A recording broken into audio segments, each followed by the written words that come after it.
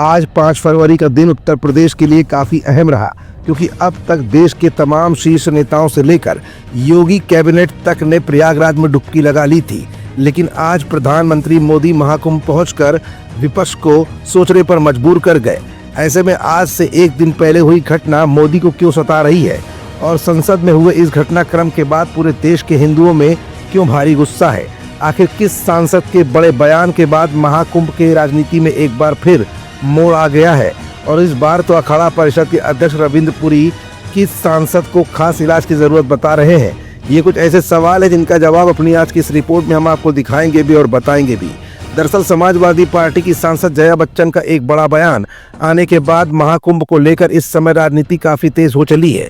सांसद जया बच्चन ने बीते एक दिन पहले अपने बयान में ऐसा क्या कहा जो अब आग में घी का काम कर रहा है, तो अब जरा ये भी जान ही लीजिए जया बच्चन ने क्या कहा था।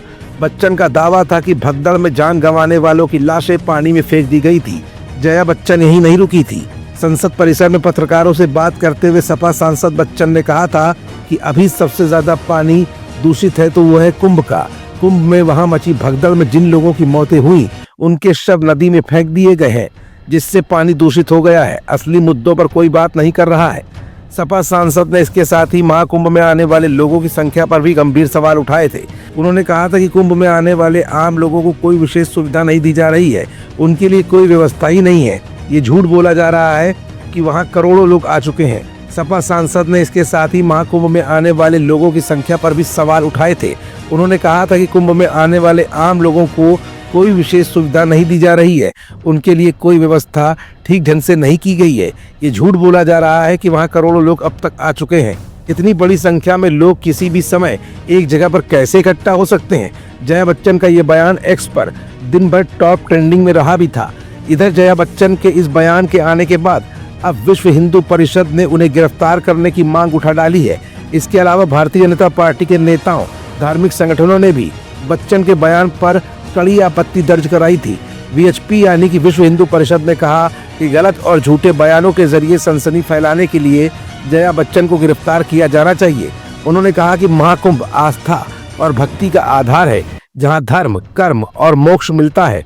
इससे करोड़ों श्रद्धालुओं की भावनाएं जुड़ी हुई हैं। जया बच्चन के बयान के 24 घंटे बाद रैपिड फायर के तौर पर अखाड़ा परिषद भी नजर आया। जया बच्चन को अखाड़ा परिषद के अध्यक्ष रविंद्र पुरी ने अब जया बच्चन को कायदे से नसीहत दी है। रविंद्र पुरी ने कहा कि जया बच्चन को ऐसा नहीं कहना चाहिए था।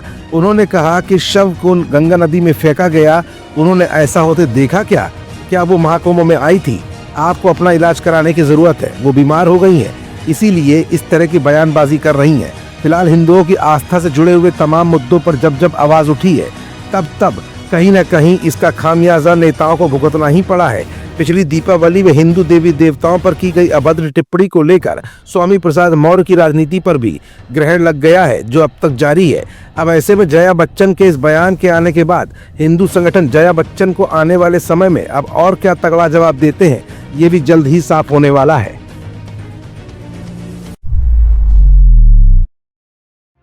If you like this video, hit the like button and press the bell icon to never miss an update from M News.